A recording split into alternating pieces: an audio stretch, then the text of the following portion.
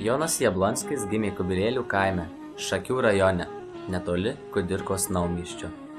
Ten jis gyveno apie 12 metų. Vėliau persikėlė gyventi į Meištų kaimą. Kai jis buvo 4 gimnazijos klasėje, jų šeima nusipirko didesnį ūkį Rygiškėse, į kurį jis grįždavo tik atostogoms.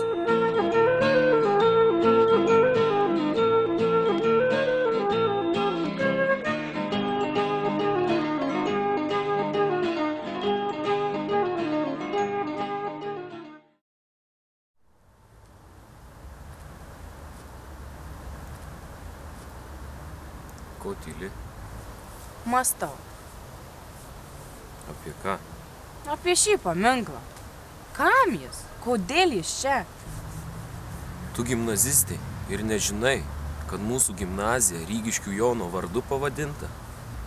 Tai kad čia Jonas Jablonskis. Parašyta. Taigi čia tas pats žmogus.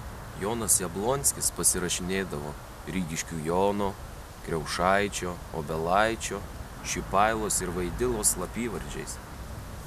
O tai kodėl mūsų gimnazija nesivadina Obelaičio gimnazija? Galėtumėme būti obeliukai ir obeliukės. Baigtų, čia ilga istorija. Rygiškės tai kaimas, kuriame gyveno Jonas Jablonskis. Galėsim ten nuvažiuoti, nes matau, kad tau dar daug reikia sužinoti ir pamatyti. O pavyzdžiui, žinai, iš kur kilęs žodis degtukas? Na ne. O žodį degtukai sugalvojo Jonas Jablonskis. Kaip tai? O mokiny, geriau eime į gimnazijos muziejų.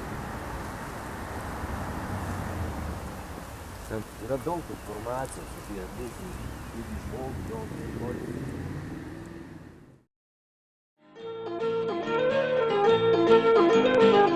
Marijampolės Rygiškių Jono gimnazijos muziejuje yra sukaupta nemažai informacijos apie Joną Jablonskį.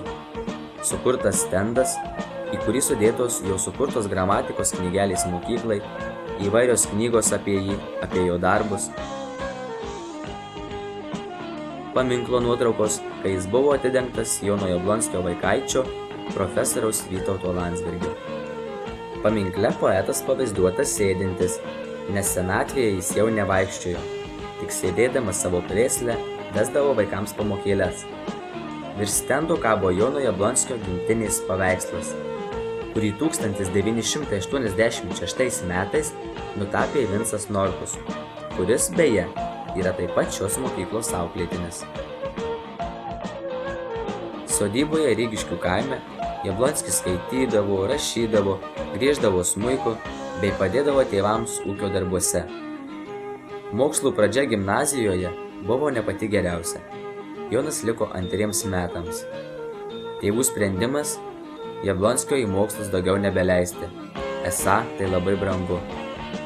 Sužinojęs šį nutarimą, kalbininko dėdė paragino tęsti mokslą ir apmokėjo jo išlaidas.